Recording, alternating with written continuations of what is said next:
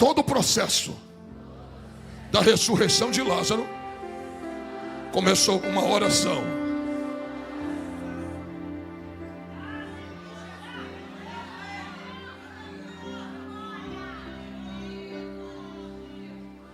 Todo o processo que Deus fez na minha vida começou com o joelho de um casal. Meu pai e minha mãe. Fui nascido e criado dentro do Evangelho. Servi a Deus na época da igreja do pastor Teotônio, na igrejinha pequena de baixo. Depois se construiu a sede onde nós estamos até hoje, do qual meu pai e minha mãe servem a Deus no mesmo lugar há 50 anos, sem mudar de congregação. Olha para cá. Cresci escutando os homens louvando, a orquestra. Só que sabe como é filho de crente? Vai passando os períodos, e eu digo que a minha geração foi a melhor geração que já existiu. Porque a minha geração, eu brinquei de bola, eu brinquei de ioiô, eu brinquei de peão, eu brinquei de búlica, eu brinquei de gude, pique lateiro, pique esconde, pique tá, pique alto, polícia e ladrão. Foi a melhor geração. A gente brincava. Carniça, quem lembra? A nossa geração foi a melhor que já existiu. Ali a gente viveu de verdade. Hoje tudo isso foi substituído pela tecnologia. As pessoas já não brincam, já não se comunicam mais, mas eu vivi aquele momento, nós vivemos esse momento.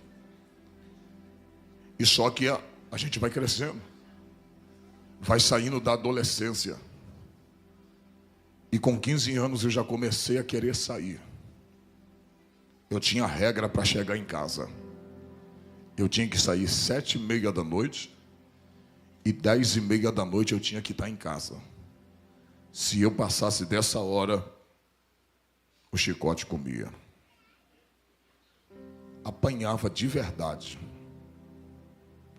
E eu me lembro que quando eu completei 16 anos, eu comecei, por curiosidade, a colocar o primeiro, 15 anos, eu coloquei o primeiro copo de cerveja na boca.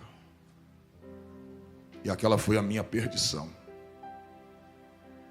Porque naquela época, quando você bebia uma cerveja, você se sentia mais adulto. E o que eu fazia? Não tinha dinheiro para comprar o cigarro.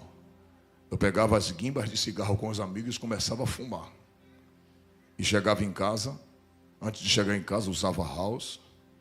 Ou então pegava a parte de dente na rua mesmo, com a escova que já botava no bolso, e escovava o dente e chegava em casa. Como se nada tivesse acontecido. Um dia, eu estava já com 16 anos, e nós estávamos saindo naquele dia, eu perdi a cabeça e bebi demais. E quando eu estava bem tonto, bem ébrio, um rapaz chegou para mim que se dizia meu amigo e disse: só tem um jeito de tu ficar bom. Eu falei: como? Ele disse: experimente isso aqui. Ele tirou um saco de cocaína do bolso. Eu falei: como se faz isso? Ele preparou aquela trilha para mim e eu cheirei aquilo. Quando eu cheirei, o efeito do álcool foi embora na hora, cortou. E olha como é que o diabo me pegou. Eu disse: então vou precisar pelo menos de um saquinho desse toda vez que eu beber. Porque toda vez que eu ficar bêbado, eu cheiro isso aqui e fico bom. E eu comecei desta forma a me aprofundar no vício da cocaína. Foi assim que o diabo foi me pegando. Dali, eu comecei a trabalhar e comecei a ganhar bem. E eu ganhava dinheiro toda semana. E R$100 há 20 anos atrás era dinheiro. E pelo menos do salário que eu tinha, R$100 eu pegava. E começava a não já querer comprar sacos. Eu comprava gramas de cocaína. Comecei a arrumar amizade com os rapazes da Boca de Fumo. E ali eu comecei a usar muita cocaína. Passei a usar, a usar cocaína, e quando eu ficava bêbado, eu ia, cheirava e ficava bom. Só que o tempo foi passando. Com 17 anos eu já achava que eu era dono do meu nariz. E eu já estava extremamente afundado na cocaína. Daí, eu já não queria mais gastar dinheiro. Aquela cocaína que eu pegava no morro, a gente já trazia para a Comendador Soares, onde eu morava. E dali, nós pegávamos aquela cocaína semi-pura, que nós tínhamos contato, e pegava aquela cocaína e colocava tudo quanto era desgraça ali dentro. Pó Royal, colocava xilocaína, Doril, tudo ali, misturava. E fazia aquela grande quantidade de cocaína. Então já não passei a ser mais usuário. Eu já passei a traficar. Eu mantinha o meu vício. Dali, a gente já começou a comprar armas, a usar armas. E nisso o diabo foi afundando a minha vida, sem eu perceber. Só que existia dentro da minha casa, e existe. Ela mora na casa dela e eu na minha. Mas uma mulher que não deixava de orar. Eu por muitas vezes vi minha mãe orando, dizendo assim: Deus, se quiser levar um dos meus filhos, leve, mas leve eles dentro de casa. Não me dá o desgosto de ver nenhum dos meus filhos estirado na rua. Nenhum. E nessa minha ida de tráfico, algumas coisas eu não vou poder falar, que está sendo gravado. Mas nessa minha ida de tráfico, eu me lembro que eu tinha alugado uma casa para traficar. E naquela noite, eu estava com aquele Magno 45, aquela 45 na minha cintura. E nós estávamos vendendo pó dentro daquele beco. Chegou um homem. E antes daquele homem chegar, eu passei por ele dentro daquele beco. E aquele homem foi o homem que veio para me matar. E naquele momento eu cheguei ali. Eu passei por ele naquele beco. Ele me deu boa noite. E eu dei boa noite para ele. E ele parece que não me reconheceu. Aí você fala assim: pastora, foi só uma coincidência. Não. É Deus cegando os olhos do teu adversário. Eu passei por ele.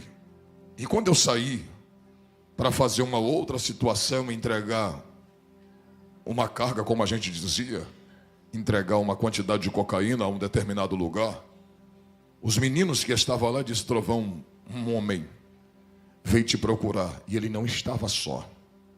Até as pessoas que estavam do lado de fora, irmãos, não conseguiram me ver. Deus estava me escondendo no seu esconderijo. E dali, os irmãos já viram. Eu comecei a traficar demais, comecei a vender demais, e eu fui me iludindo com o dinheiro que eu ganhava. Porque quem já viveu no tráfico sabe que o dinheiro entra muito fácil. E da maneira que entra, é da mesma maneira que sai. Dali, o filho de crente já começou a ir para o baile, já começou a brigar na rua, já começou a fazer bondes e arrastões. Já começamos a fazer arrastão na rua. Na época, onde Nike naquela época era muita ostentação possuir um Nike naquela época. E olha como o diabo colocou o desejo de fazer a mesma coisa. Foi quando roubaram o meu. Eu disse: já que roubaram o meu, todos vão perder. E a gente tomava tudo que tinha. Tudo que tinha nós tomávamos. E eu me lembro que um belo dia um amigo meu chegou para mim e disse assim: Júnior, vamos a Queimados. Vamos ali ceifar uma vida. Naquele dia eu descobri que o diabo está por trás de tudo.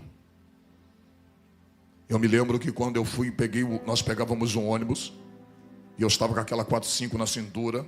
Ele disse: esse cara mexe com a minha mulher. E eu já mandei ele parar de mexer. E como ele não parou de mexer, hoje nós vamos ceifar a vida dele. E a gente usou muita cocaína. Interessante, né? De cara limpa ninguém consegue fazer nada. E eu me lembro que quando nós chegamos ali, entramos dentro daquele centro de macumba. Hoje eu entendo o que o diabo faz e como o diabo está por trás de ceifar uma vida.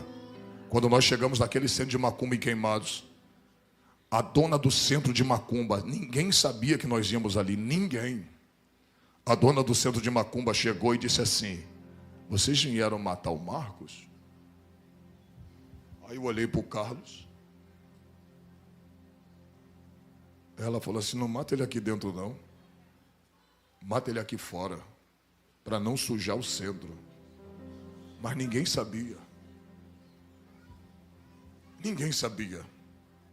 E naquela tarde, aquele homem estava limpando, ele estava limpando os atabacos, ele estava limpando aquele, eu não esqueci o nome daquilo, aquele que se bate, eu nunca fui na macumba em si, e ele estava limpando com pano, e o Carlos chegou para ele e disse: hoje a gente vai acertar as contas, vem para cá. Ele: eu não vou. Aí eu puxei, levantei a camisa, falei: vai lá para trás.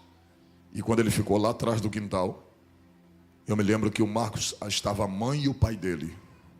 E naquela tarde, o Marcos explicando para o pai e para a mãe dele, dizendo: você vai morrer por isso, porque você é sem vergonha. Você está mexendo com a minha mulher. Rapaz, o cara é endemoniado, ele estava endemoniado. Ele disse assim: por que você não veio sozinho? Que aí nós resolvemos tete a tete. Por que você trouxe ele? O cara está diante da morte, mas ele está possuído por Satanás.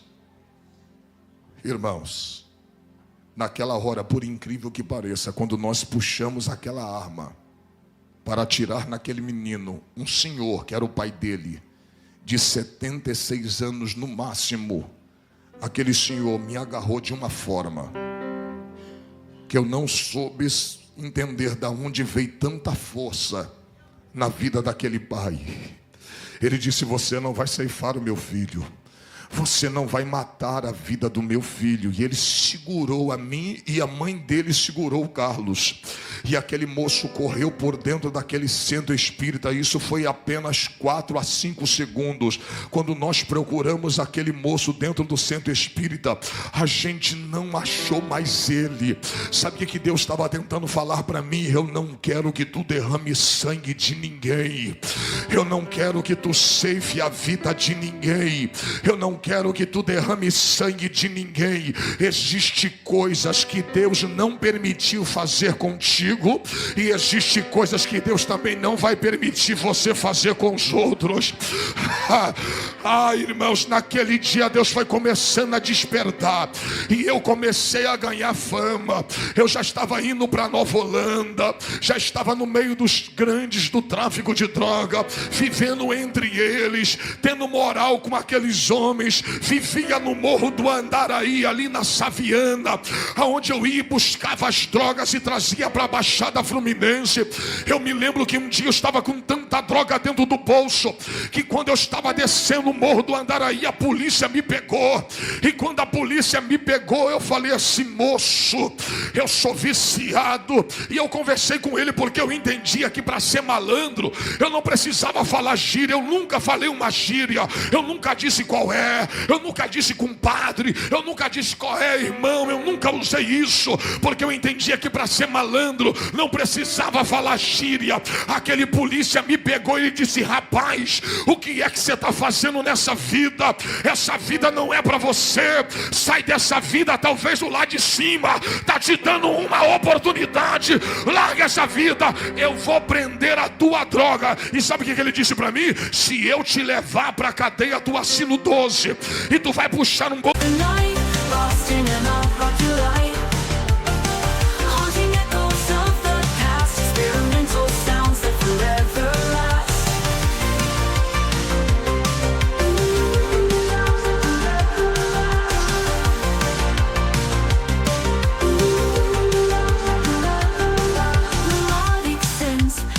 in the sky in shades of pink and neon high, an indie rock heartbeat pounding true in a realm